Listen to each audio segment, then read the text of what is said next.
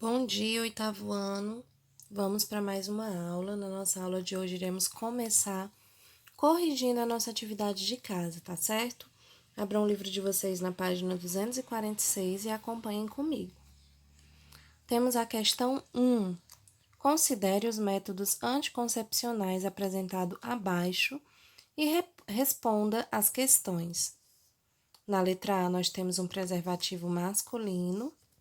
Na letra B, nós temos uma cartela de pílulas anticoncepcionais e na letra C, nós temos o DIU.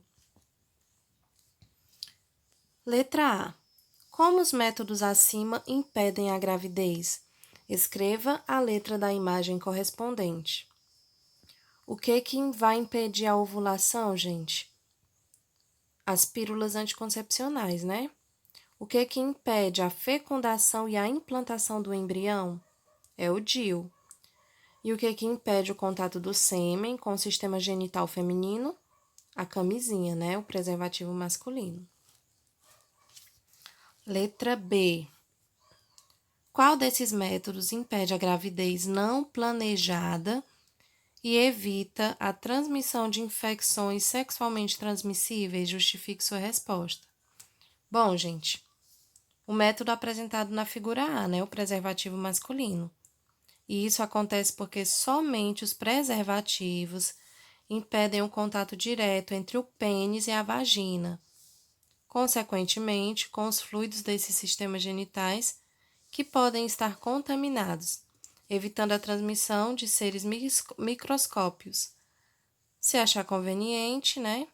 Vocês também podem comentar que, apesar de ser eficaz contra a maioria das IST, mesma coisa das DSTs, o preservativo ele pode não proteger totalmente contra o HPV, pois o vírus pode estar em outras partes do corpo não protegidas pela camisinha, como o escroto. Outros métodos impedem apenas a fecundação, tá? Mas não impedem as infecções sexualmente transmissíveis. Questão 2. A gravidez em seres humanos pode ser evitada. Aí temos 1, impedindo a ovulação. 2, impedindo que os óvulos formados se encontrem com o espermatozoide. Ou 3, impedindo que o zigoto formado se implante no útero. Dentre os métodos anticoncepcionais estão as pílulas, né?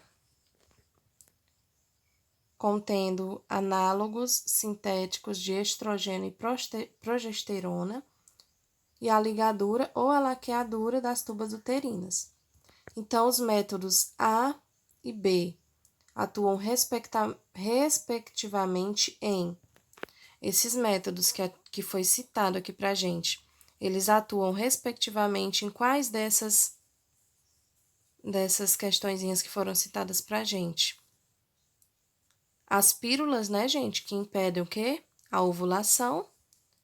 E 2, a ligadura, ela impede que o óvulo formado encontre o espermatozoide, né? Então, é a letra A. Questão 3. De acordo com o relatório das Nações Unidas sobre Planejamento Familiar de 2017, em 1970, cerca de 35% das mulheres utilizavam algum tipo de método contraceptivo. Em 2017, essa porcentagem era de 63%. Nesse ano, o uso de contraceptivos foi superior a 70% na Europa, América Central, América Latina e no Caribe, mas foi inferior a 25% nas porções centrais e oeste da África. O continente africano merece atenção especial quando se trata de métodos contraceptivos. Um dos motivos é que esse continente foi o que apresentou o aumento mais gradual do uso desses métodos ao longo dos anos, passando de 8% em 1970 para cerca de 36% em 2017. Letra A, gente. O que você pode dizer a respeito do uso dos anticoncepcionais ao longo dos anos? Bom, pode-se dizer, né, que houve um aumento no uso desses anticoncepcionais ao longo desses anos. Letra B. Quais as possíveis consequências do que você citou no item A para a saúde e para o planejamento de familiar. Gente, essa questão é que vocês reflitam, né? A importância do uso desses métodos contraceptivos durante as relações sexuais. Vocês podem estar comentando que, se tratando da saúde, se esse crescimento envolveu o aumento do uso dos preservativos, provavelmente houve uma redução na transmissão de infecções sexuais transmissíveis, né? Pois esse tipo de contraceptivo ele é capaz de impedir a transmissão dessas infecções. Já em se tratando do planejamento familiar, o uso desses métodos pode auxiliar o casal a planejar quando e quantos filhos eles querem ter, tá certo? Letra C, gente. Apesar dos esforços, de acordo com a Organização Mundial da Saúde, a África é a região mais afetada pelo vírus HIV. Somente em 2015, cerca de 26 milhões de pessoas estavam vivendo com o vírus, sendo 2,3 milhões delas com idade inferior a 15 anos. Cerca de 70% das mortes causadas por AIDS nesse ano ocorreram na África. Gente, como o baixo índice do uso dos anticoncepcionais nesse continente pode ser relacionado com essas informações? Bom, gente, aí vocês vão estar respondendo que o vírus HIV é transmitido durante relações sexuais sem o uso de preservativos, né?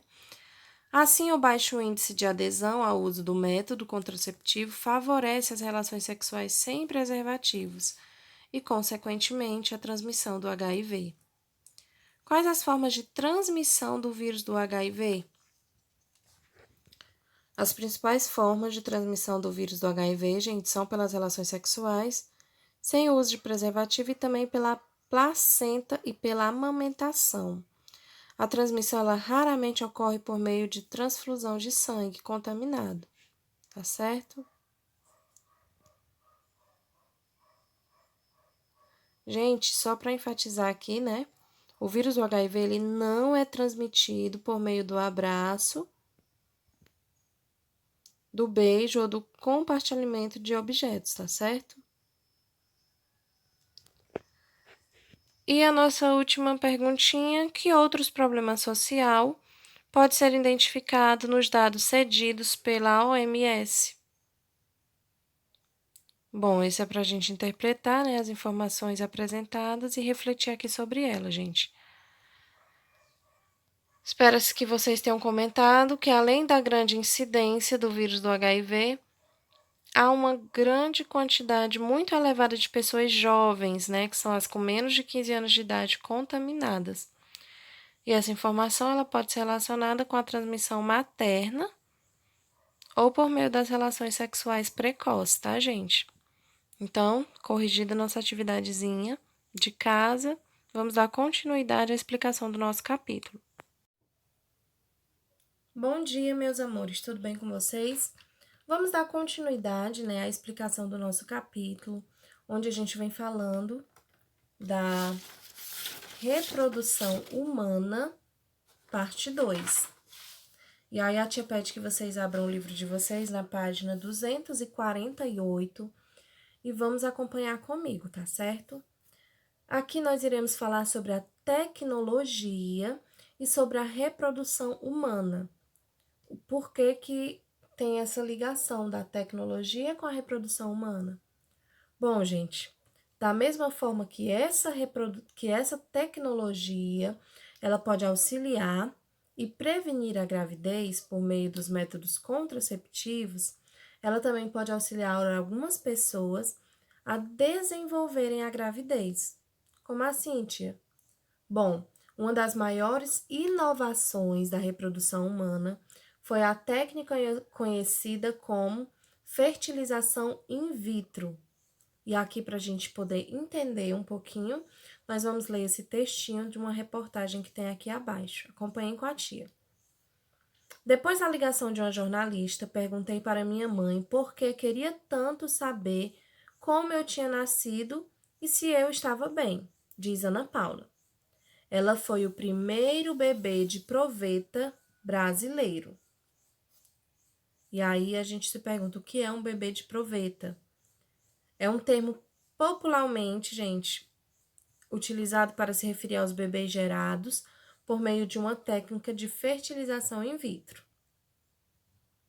Minha mãe então explicou que o tio Milton, como eu chamava, o médico responsável pelo processo, ajudou a pegar a cimentinha da mamãe e a cimentinha do papai e misturar fora da barriga, diferente de como as outras crianças eram geradas. Recorda ela hoje, com 32 anos. A curiosidade a respeito de Ana Paula, nascida em São José dos Pinhais, Paraná, tinha sua razão de ser. Até 1978, quando nasceu na Inglaterra, Louise, o primeiro bebê concebido por fertilização in vitro. A chance de as pessoas com problemas de fertilidade conseguirem ter um bebê era menor, era de menos de 20%. Então vamos lá. Essa fertilização in vitro que foi citada aqui. Bom, gente, essa fertilização in vitro citada no texto e a inseminação artificial são exemplos de técnicas de reprodução humana. Na inseminação artificial, os espermatozoides eles são depositados artificialmente no colo do útero ou diretamente no interior desse órgão, facilitando o encontro entre os gametas e aumentando a chance de fertilização. Assim, a fertilização ela ocorre no interior do corpo da mulher. Essa técnica é indicada quando existe algum problema que impossibilite a relação sexual entre o casal. E aí acompanhem com a tia aqui essa representação de inseminação artificial que nós temos aqui no nosso livro. Após ser retirada do organismo masculino, o sêmen passa por um tratamento em que são selecionados os espermatozoides mais aptos para a fecundação. O organismo feminino também pode ser tratado com hormônios específicos para estimular os ovários e liberarem o ovocitos, aumentando a probabilidade de encontro dos gametas, tá? 2, gente, os espermatozoides são selecionados, são então depositados no sistema genital feminino, como a gente pode observar aqui na imagenzinha, tá bom?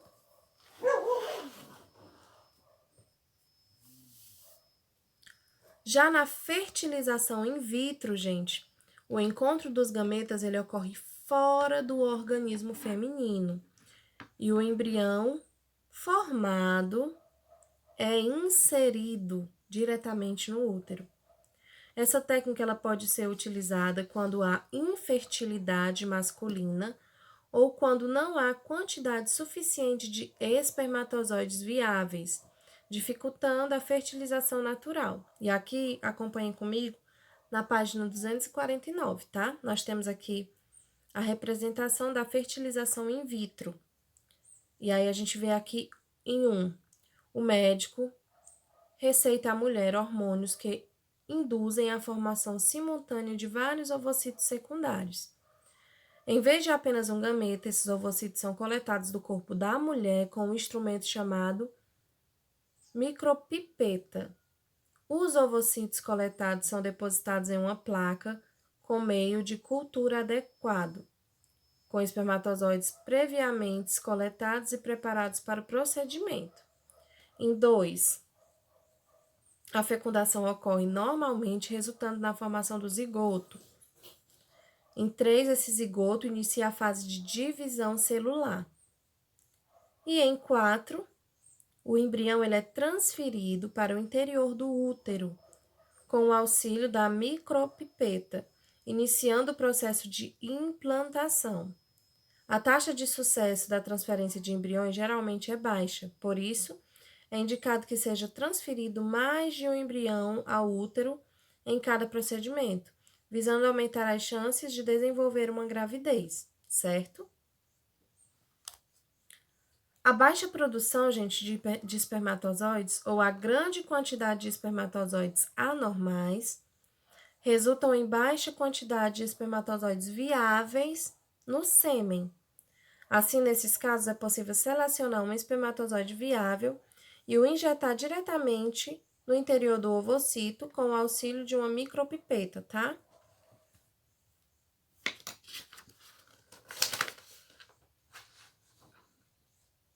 Então, gente, nós vimos aqui nesse capítulo, né?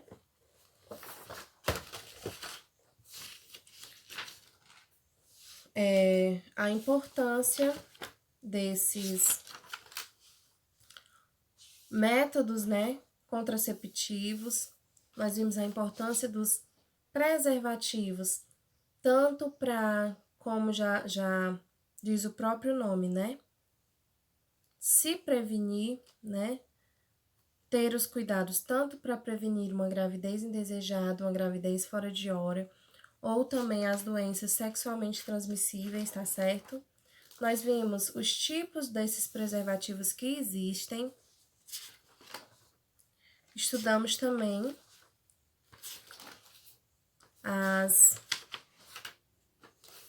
tecnologia de como pode ocorrer uma reprodução humana também quando ela não é viável somente ao ato sexual, né? Quando há algum problema, tanto masculino quanto feminino, nós vimos aqui outra forma que essa reprodução humana, ela pode vir a existir, tá certo?